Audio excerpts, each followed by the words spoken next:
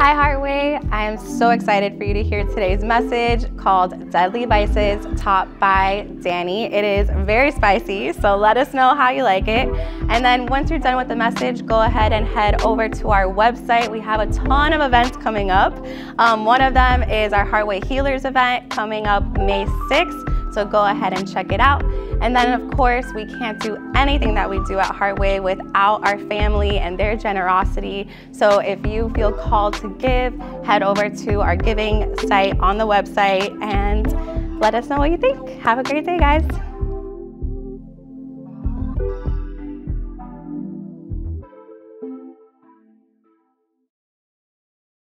Wagwan.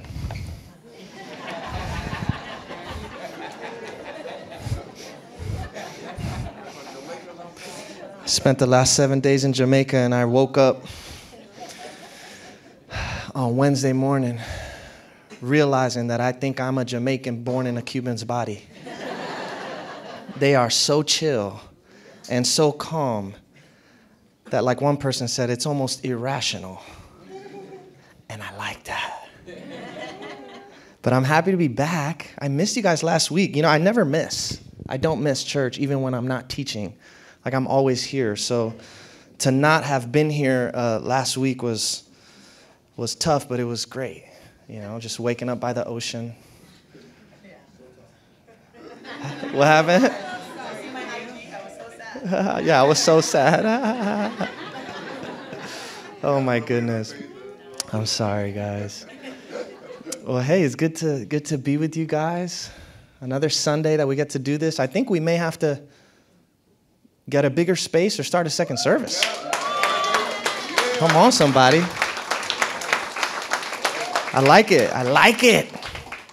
Got a couple of new infants in the house. You know, new babies being born. That's one way to expand the church family. So there's a lot of couples in here. You know, we advocate for, you know, for that growth. So the title of my message today is Deadly Vices. Anybody ever heard of the 7 deadly sins? Okay, it's pretty popular theme. In the 4th century, there was a monk by the name of Evagrius Ponticus who created a list of 7 deadly sins, which was then later revised by a pope. And then it became very popularized within Christianity and Catholicism. I shy away oftentimes from the word sin, not because it's a bad word, but because oftentimes for most folks who grew up in unhealthy religious settings, it just automatically implies guilt and shame. And that is the opposite of what I mean when I talk about vices. So I'm using the word vices intentionally because we all have vices. There's nothing to be ashamed of. We all have character defects. We all have things about ourselves that can be improved and developed. And if we pretend like we don't have vices and we act like we have it all together when we don't, we become really annoying to all the people around us. I love this one quote from Elizabeth Taylor. She says, "The problem with people who have no vices is that generally you can be sure they're going to have some pretty annoying virtues." Isn't that true? There's another philosopher and poet by the name of Khalil Gibran. And he says, if we were all to sit in a circle and confess our sins, we would laugh at each other for our lack of originality. You know what I mean? Like a sinner is a sinner is a sinner. I don't care what kind of sinner you are, we're all the same kind of sinner. And that's something that we just got to set that as the standard and the foundation for our interactions with each other. Okay, so don't look at people and put them on a pedestal because guess what? They're just like you. And at the same time, don't demote people and act like they're the worst human beings in the world because if you can't find the way that you can relate to that individual, you're blind to yourself. Okay, now religion, unhealthy religion, oftentimes gets a bad rep because it produces what? A lot of hypocrisy. Because it's all about keeping this squeaky clean image. Religion, when it's unhealthy, tends to be all about morality. I don't preach morality. I never tell people on Sunday morning when you come to Heartway, don't do this because it's bad and God doesn't want you to do it. That is a lousy reason not to do something. It really is. In fact, the more you tell people don't do it because God says you shouldn't do it, the more they want to do it. Because one of our most primitive, primal instincts and desires is for freedom. So if you try and enforce ethical imperatives on other people and make it an obligation or a demand, it actually produces the complete opposite effect. So the point isn't to just be moral. It's about your heart. God cares about your heart. A lot of religious folks think, okay, don't smoke, don't drink, don't cuss, don't fool around, and everything's great. But you're a snob. And nobody likes being around you because you judge everybody. You can't be around other humans that don't follow your way of life. And you may not even ever say a word of criticism or judgment towards them, but we could feel it. We could smell it. We could see it in your eyes. I love that Jesus was referred to as a friend of sinners. A friend of sinners. That means you got to be comfortable in that setting with those people. But it's not those people, that's us. You understand? That's my point. It's not those sinners over there. No, it's all of us. Okay? You can have this moral checklist and everything is checked off on that checklist, but your heart is in the wrong place. I'd rather be with the person who drinks and smokes and sleeps around, but has a good heart and is humble and is kind than the person who is perfect and they're judgmental and self-righteous and they look down on other people. This is why Jesus said to the religious people, you know those prostitutes and tax collectors that y'all are so critical of? They're going to enter the kingdom of heaven before you. So that's why I'm hanging out with them.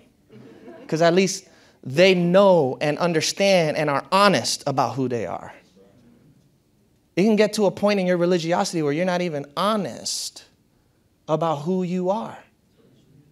So a lot of us have been taught that when it comes to our vices and our character defects, that we have to be at war against them. We've got to fight this battle. But that approach never gets to the root of the issue. Okay, you don't need to get rid of your vices. What you need to do is learn how to understand them, see through them.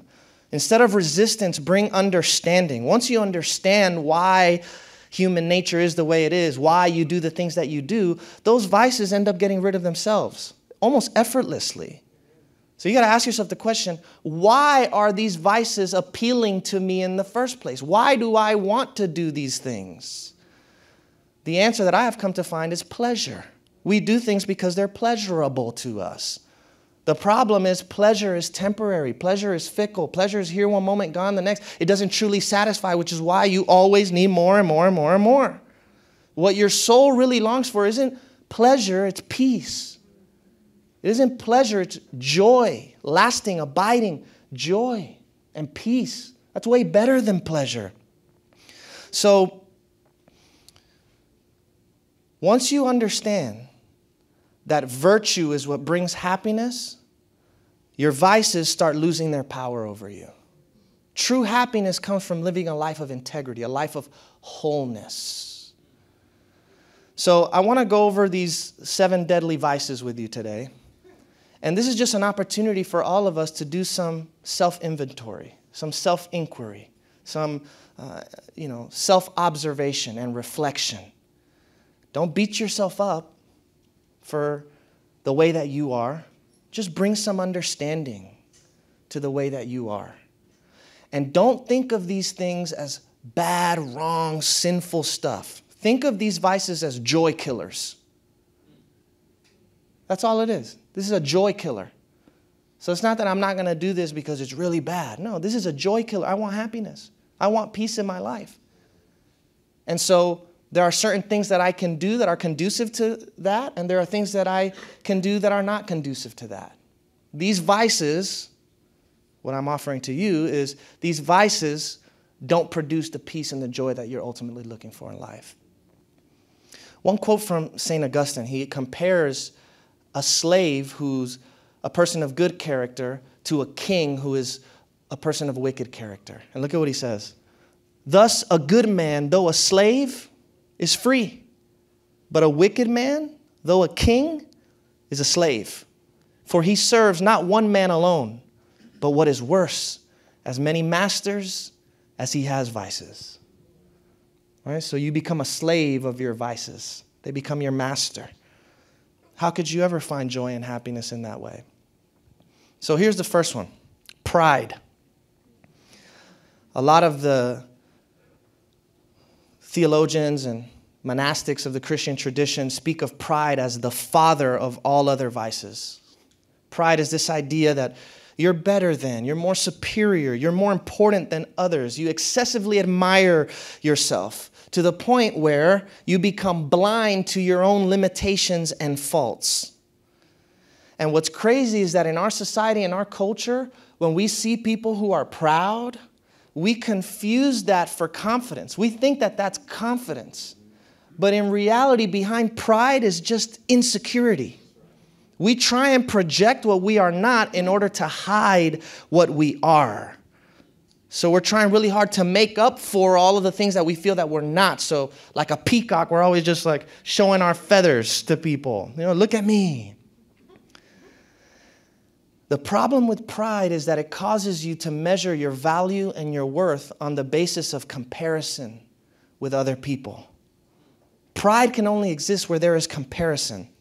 And the pleasure that is derived from pride is feeling better about yourself because you're above the rest. So if you're building your sense of worth and security on the basis of how you compare to people around you, you understand that's a really shaky foundation on which to build your self-worth. Because you may be a hot tamale.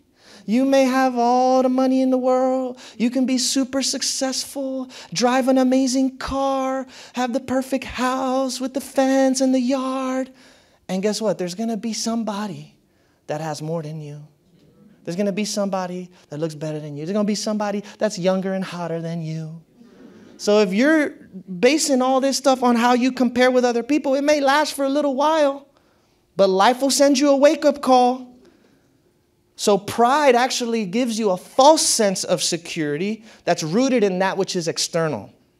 I heard someone say the other day, when my wealth was gone, my pride went with it. You don't want to base your sense of worth and value and confidence as a human being on anything that can be taken from you. And everything externally can be taken from you. If you work out and you look good, guess what? Accidents happen. Things happen. It may not always be that way. You get older. You know what I mean? Anything external that can be taken from you is not worth building your life upon. But if you do that, guess what? You start becoming very artificial. You become fake. You have this sense of entitlement. It makes you rude towards other people, very difficult to be around.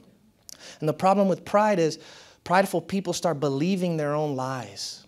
They start believing their own press to the point where now you can't even acknowledge and admit where you're wrong. It's a very dangerous place to be, which is why the scriptures say pride comes before the fall. You never want to lose your capability to honestly evaluate yourself. And when other people give you feedback, instead of being totally resistant to it, welcome it. It would be ideal to get to the point where not only do you welcome critique from others, but you ask for it. Can you give me some feedback? You know, there's always a little bit of truth. And it's hard for me to say that because I get some harsh stuff sometimes. But there's always a little kernel of truth that I can find that I agree with. It doesn't have to be either or, it's both and. I hear you, and I can see how you arrive at that conclusion. I can see some merit in what you're saying. And also X, Y, Z. But it has to be, no, they're lying. That's not true. Well, yeah. There's always just a little kernel that you can find. And if you can find that kernel, now the criticism isn't going to affect you as much. You can actually use it and build on it and get better and grow. That's pride. The next is envy, very closely connected. Envy is wanting what someone else has. And it's more than that, it's also resenting someone for what they have or possess or have accomplished. So people feel envious when they see other people living the life that they want to but don't. Envy is also just insecurity being projected as anger and resentment. Here's the tough thing about envy, just to prepare you. The people oftentimes who will be the most envious to you are the closest to you. Not all the time. I hope you have good, genuine people in your life that support you and celebrate you. I thank God I do. But when envy is present, it normally comes from the people closest to you. So just be ready for that. I don't really have an answer for that other than just know that that happens. Oh, somebody said a lot. If you haven't fully tapped into your potential, you start resenting people who have. All right? When I see somebody living into the fullness of their calling, I want that to inspire me.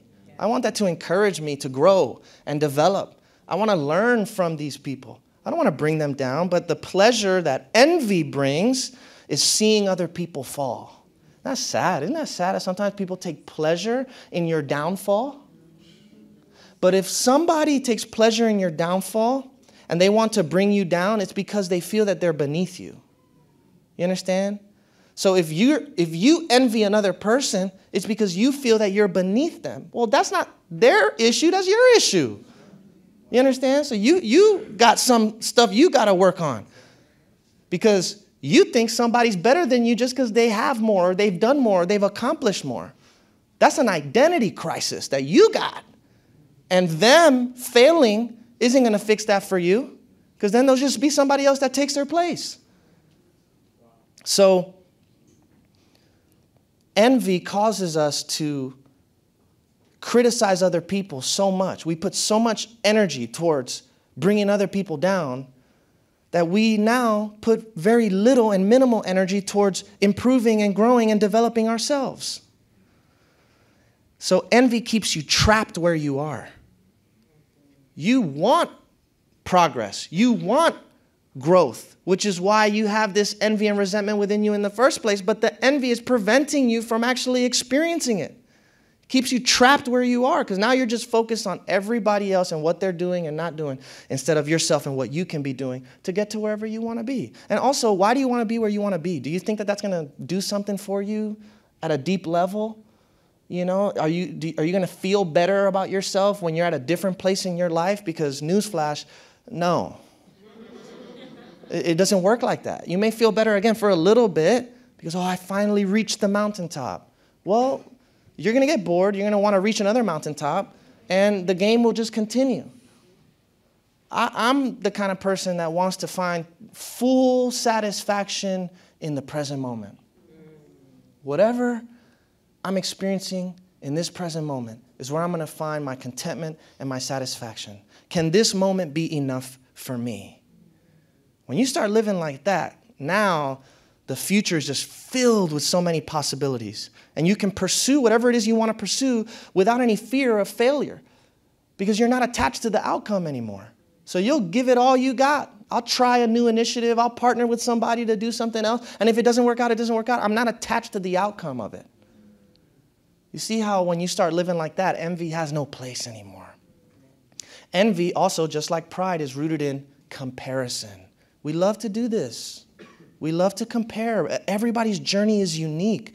If you can just get in your head that you are totally unique and incomparable, you are just you, and God has made you uniquely as you are. And no one has ever been like you, and no one will ever be like you, because your particular experiences are unique to you, and they have shaped you to become the person that you are. If you can find that treasure that is found in your own life and your own being at your core, there's no need to compare yourself to anybody else. God doesn't make carbon copies. God only makes originals. You are an original, one of one, even if you're a twin. Okay, you are one of one. Who you are on the inside, that's you. There's this story in the book of Genesis about two brothers, Cain and Abel. And they both offer these sacrifices to God. And for some reason, God accepts Abel's sacrifice and rejects Cain's sacrifice. Cain gets resentful that his brother's sacrifice was accepted by God to the point where he's like, I'm going to kill you. And then he deaded him. And that's the end of the story. Okay? You guys like how I reinterpret the Bible? You got to make it fun, man. I've been doing this for too long. I got to do the Danny Prada translation. You know? Now, here's what I love about this story. What I love about this story is that the scriptures don't tell us why God accepted Abel's offering and not Cain's. There's no reason why. So you can try and read into it, but there is no explicit reason that's given as to why God favored Abel over Cain. You know why I like that? Because it kind of speaks to the randomness and arbitrariness of life in this universe. We don't know why God chooses some people for certain things and not others. Why is it that some people are born into rich families and others are born in poverty? Why is it that some people are born perfectly healthy and other people are born with a lot of health issues? Why is it that some people seem to experience all this success and other people don't? And in our culture, of course, everybody's like, yeah, I manifested this. You know, I manifested. I put this on my vision board. I'm the one that created all this. I create my own success. I'm manifested. And I'm all right with it, kind of, not really. Okay? Because it's never just you. There are so many factors involved in somebody becoming a success, whatever the heck that means. Okay? And it's not always up to you. Some of the most talented people in the world right now, more talented than the famous people that we idolize, are unknown. And all the people that are totally known right now, at some point, nobody knew who they were. So were they better after they were known or before they were known? It's the same talent. It's the same gifting. It's the same calling that's there. Why is it that life sometimes chooses this person and not that person? Well, we don't know. We don't have answers for it. But you'll certainly become envious if you think that it's all about, you know, that person and that their ability and their power, and they've just been given everything in life. We can create all these reasons why we can be envious, but sometimes there's just a lot of factors involved that we're not aware of. So there's no reason to be envious. Just let it. Yes, sometimes it's random. We don't know why. We don't know why God chooses some and not others. I don't know. We don't know why it works out for some people and not others. And we don't know, but that's okay. It is what it is, what it is. Can I be satisfied with my life? What can I do with the hand that I have been dealt? How can I maximize and make the most of this? That's the interesting question. Why would we spend our lives just looking at other people and wishing that we had what they had? That's boring. Next up, this is good. We got some good stuff for this. Anger. Anybody got anger problems? Don't raise your hand. I'm just kidding. Yeah, you know, anger is a thing. For me, I feel anger a lot sometimes. It's one of my things. You know, what do you do with that anger? That's the important question. What do you do with it? If you stuff it, it's just going to erupt in ways that are going to be very harmful and toxic for your life. So you got to learn how to relate to your anger in a healthy way, how to release your anger in a healthy manner. And also, let's talk about how to prevent ourselves from getting angry in the first place. Like, why are we getting angry like this? The best way to overcome anger is to do it immediately. Because if you let it fester, it begins to take you over. And then it takes you on this roller coaster ride. Okay? People and circumstances do not change as a result of you being angry at them. So let's just try and make sense of all this for a second. Nothing's going to change just because you're so angry. In fact, it's going to make things worse. If it does change it, it's going to change it for the worse. What anger does change is you. Not your circumstance. It changes you. It changes you by turning you into someone that you're not. Because once you're done with your episode of explosion, what normally happens? Man, now that I'm back to my senses, I'm sorry. I was, and you did all this crazy thing in that moment of anger. You didn't even mean it. In the moment you did, but that's not even you. It turns you into somebody that you're not. So anger does more harm to you than the people you're angry at. In fact, sometimes the people you're angry at like to see you angry. It makes them happy. Do you want them to be happy? Yes, but not because I'm angry. Not at my expense. Okay? So a couple of tips for anger. Number one, hard pill to swallow. It's your own opinions that anger you. The Stoics like to say it's not things that upset us, but rather our opinions about them. Okay, we have this really bad habit of saying, he is making me angry. She made me angry. Stop it right there. When you hear yourself saying that foolery, no. I'm making me angry because of the way that I am thinking and perceiving and interpreting what's occurring right now. That is hard to do, but it's the way you take your power back. Because if it's that person making you angry, if it's that person making you mad, then it's only that person that can bring you peace. It's only that person that can get you pacified. And that may not happen. So you need to let go of the need for that and take care of it within yourself. Next. Don't be surprised by the way people act. This helps with anger management and regulation. Okay, when people are upset, oftentimes we act shocked by things that have occurred. This happened to me a couple weeks ago. I went through a situation and I found myself, I just heard it coming out of my mouth. I can't believe that people are like this. I said that. And as soon as I said that, I'm like, why can't you believe it, bro? Really, why can't I believe it? Believe it. That's how people are. So instead of being shocked and surprised, oh my God, I can't believe that they act like that. No, expect people to act like that. When I wake up every day, I'm going to expect people to be annoying, to get on my nerves, to be mean. I'm just expecting it. And if it doesn't happen, great. And if it does happen, I knew it. I knew it. I'm ready. Why would I expect people to be anything other than people? People be peopling. That's all it is. So don't be surprised by it. Reacting with surprise is actually irrational. Because behavior that we perceive as foolish is quite normal. It's normal. So it's good to cultivate an attitude of acceptance. Right? I understand people are not perfect. People have their moments. People often act in ways that are out of line with their true character, out of line with my expectations of how they should act. That's okay. I'm not going to be surprised by it anymore because you'll get stuck in that. I got stuck for like 10 minutes on that. I can't believe, until I snapped out of it and woke up to myself. I can't believe this person. What? And they're a minister? This person's a pastor?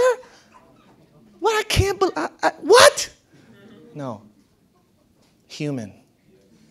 That person's a human. Now I'm giving too much information about my personal problems. Okay, another tip for anger. Consider their character as a whole. What do I mean by this? When we're angry, we tend to exclusively and selectively focus on the most annoying and irritating aspects of that other person's behavior. And we just highlight that and we make that the whole story. Come to your senses and recognize that that is not that person's identity. This is a moment. You wouldn't want somebody else to label you and identify you and put you in a box on the basis of one irrational moment, right? So let's treat other people the way that we want to be treated.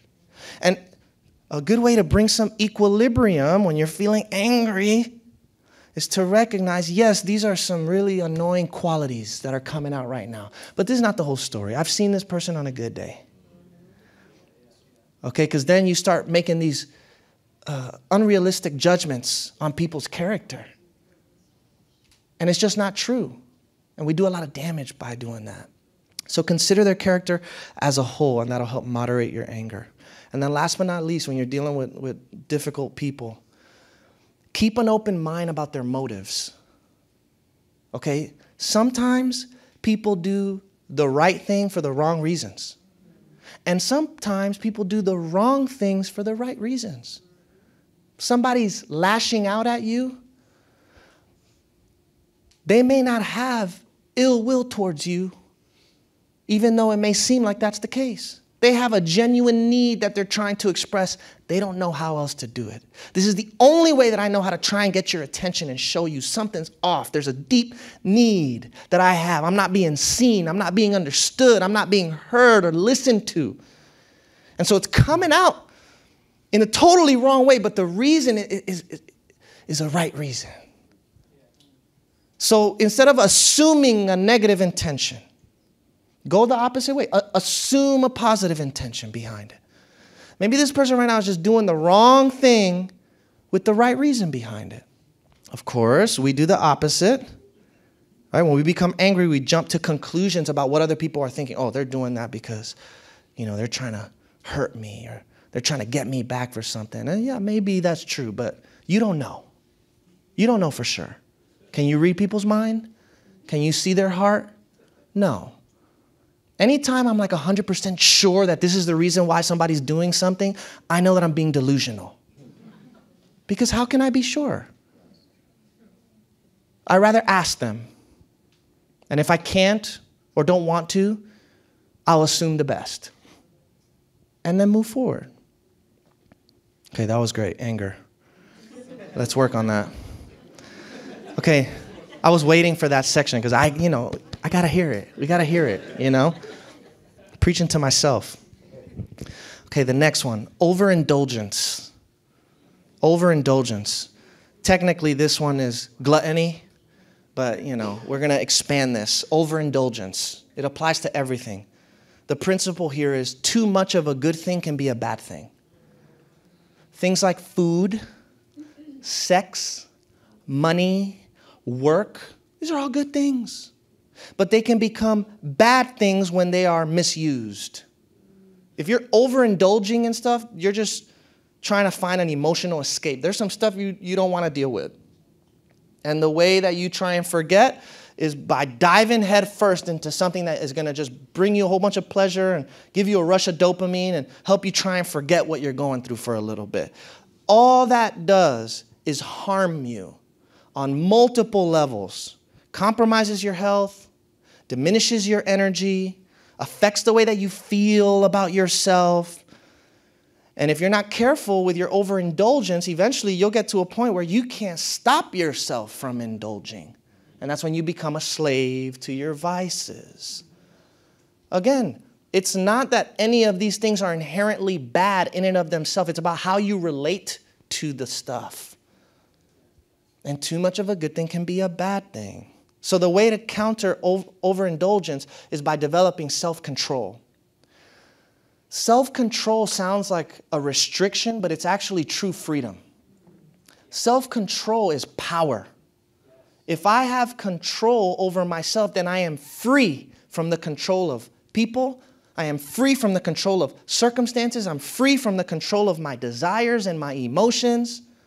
There's a reason why the New Testament teaches that self-control is a fruit of the Spirit. You want to know that God is at work in somebody's life? Real transformation? Self-control is a sign of that. It doesn't mean you're going to be perfect all the time. Again, this has nothing that I'm talking about has anything to do with perfection. Everybody knows this, right? That's not even a thing. It's not real. The only perfection is imperfection. Okay, but to develop a sense of self-control means I am not dominated by my urges. Freedom. And that means other people can't control you. Freedom. Because somebody knows you really want something. You really want money. You really want sex. You really want this. You really want that. Now that's just a little carrot. And you become a little bunny. And you're controlled by people. Really. You just get controlled. I don't like that. Do you like that? Some people like that. I don't like that. So we're not doing that. Okay? So another way to combat overindulgence, and this is very wise advice, guys. Everything in moderation. Nothing in excess. If you can just take that principle and apply it in every domain of your life, everything in moderation, even moderation. Sometimes it may be time to indulge. Yes. Everything in moderation, even moderation. Nothing in excess.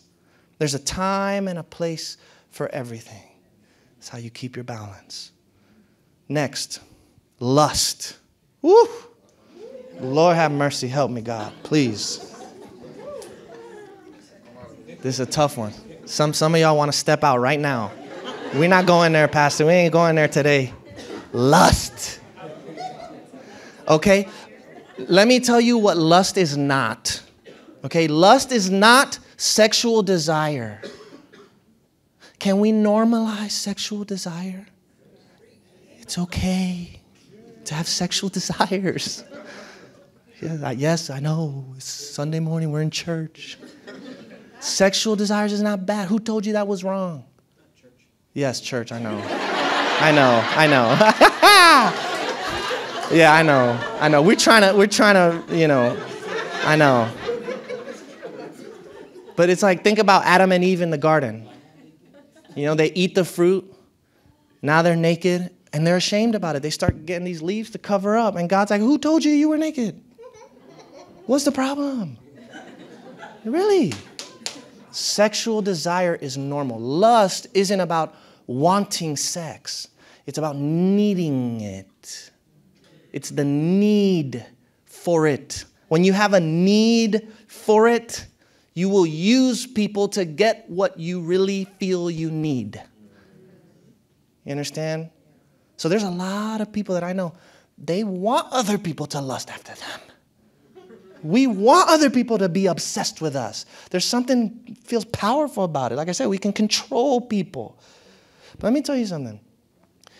If you lure somebody on the basis of your attractiveness, if you're able to control your partner on the basis of your, sexual energy and vibe, who's not to say that somebody else won't be able to do the same thing? So if your relationship with somebody is, and of course in the beginning stages, that's what it's all about. It's like, ooh, I'm on fire. I just want to, you know what I mean? We just want to, Well, guess what? If that's what you're basing this whole thing on, the next hot person that comes along, your dude is going to be like a little dog. Because when we get what we want, it gets old. You know what I mean? So, in lust, you're the one that's important. In love, the other person is important. You understand? We confuse lust with love all the time. Lust just takes the body and discards the soul. What's the point of that? Why? Repeat, lust takes the body and discards the soul. And lust blinds you. So it causes you to become attached to the wrong people. Because you're not even looking at the right criteria. You're just going off of this impulse and instinct that is good and natural and beautiful, but that can lead you astray. And sometimes it'll bring you together with folks that you don't got no business with. And that's something that I've had to tell myself in my singleness. If I entertain what's not for me, I won't be available for what is. So, why am I going to, Can y'all preach this to me when you see me? Danny, if you entertain what's not for you, you won't be available for what is. Tell me that over and over, okay? Thank you. My. That's good today.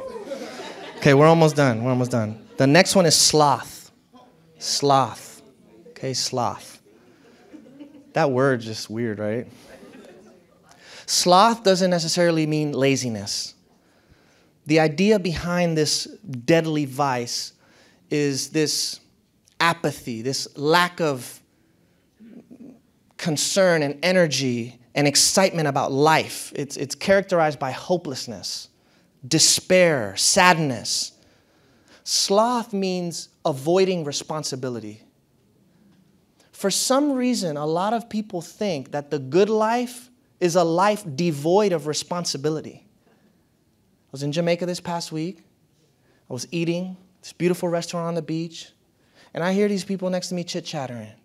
And one of them says, "Oh my God, this is the dream life.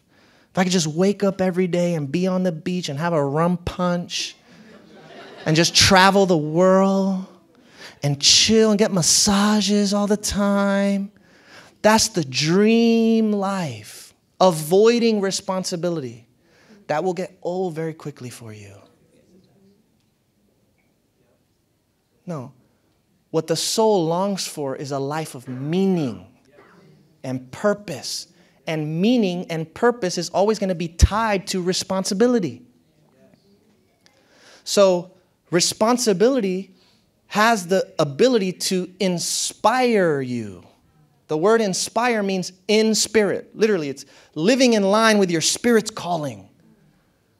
To have this divine energy being breathed into you. You have a reason to wake up.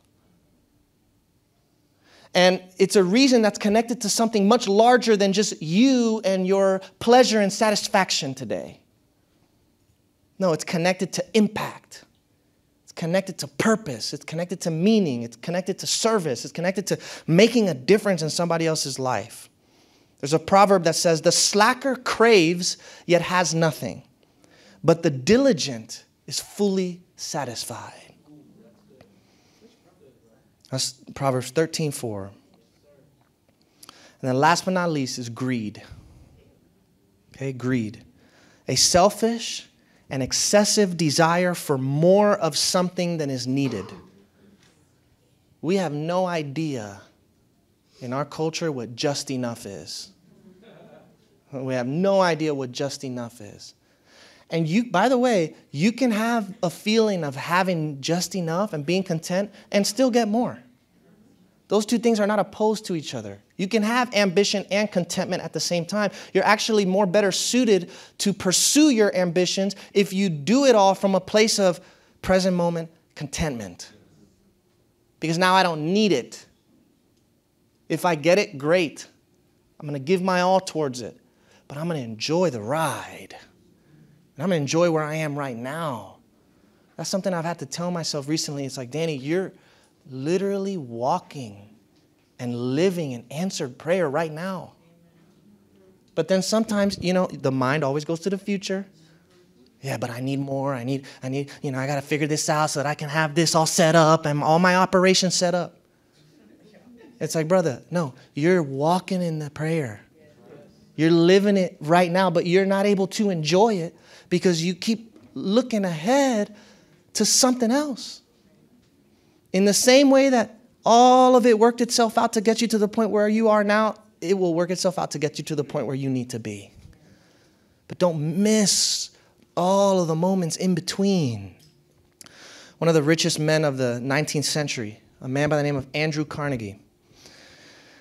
As he was dying, his biographer was asking him a very important question. He said, "Are you dying contented?"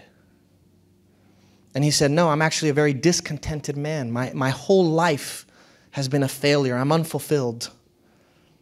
And his biographer said, "I don't understand how that can be the case. You have everything in the world and more. You have all this wealth. You have all this money. Why wouldn't you be content? Why wouldn't you be fulfilled?" And he says, "Yeah, the money is there, but I've lost my life in the accumulation of it all." And then he said, "When I was poor, at least there was hope that someday I was going to be rich and then all would be well. Now I have even lost that hope because I'm rich and still my poverty remains the same." Greed comes from the feeling of inner emptiness. If you have that feeling of inner emptiness, there is no amount of external stuff that will be able to give you a sense of inner satisfaction. Our culture is hyper-focused on outer riches, but what God provides to you is inner riches, right? we normally tend to pursue quantitative change. But the real secret sauce is in qualitative change. It's not about the quantity of stuff you have. It's about the quality of life that you live. Okay? And if you don't have this inner richness, outer richness is just going to make you more aware of the inner poverty that you have.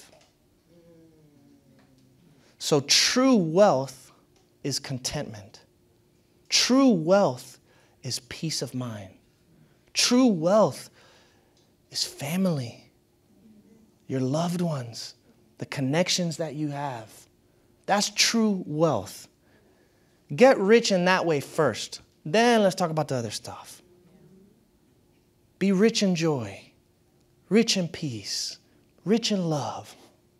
And then you'll begin to see everything work out. And the good part is, even if it doesn't work out, you'll still be okay. Let's pray. God, in this moment, we open up our hearts and we ask you to form us into the image of Christ. We ask that you would transform us from the inside out into people of virtue, because we know that our happiness and joy in life is connected to virtuous living. We're not trying to be perfect. We're trying to be whole, people of integrity. There are so many of us right now, God, that are enslaved to our vices. I pray today that you would break those chains. Help us to see through the life of vice, to see through the temporary pleasure these vices bring, so that we can release and let go and be open to the true wealth and true contentment that you have for us within. We thank you that you're walking with us through this journey. Help us not to beat ourselves up or feel guilty and ashamed when we don't get it right, but to remember that we're all a work in progress. And you will complete the work that you have started in us. Thank you for your love. In Christ's name, amen. All right, everybody. God bless you. Love you. Have a great week. Catch you next Sunday.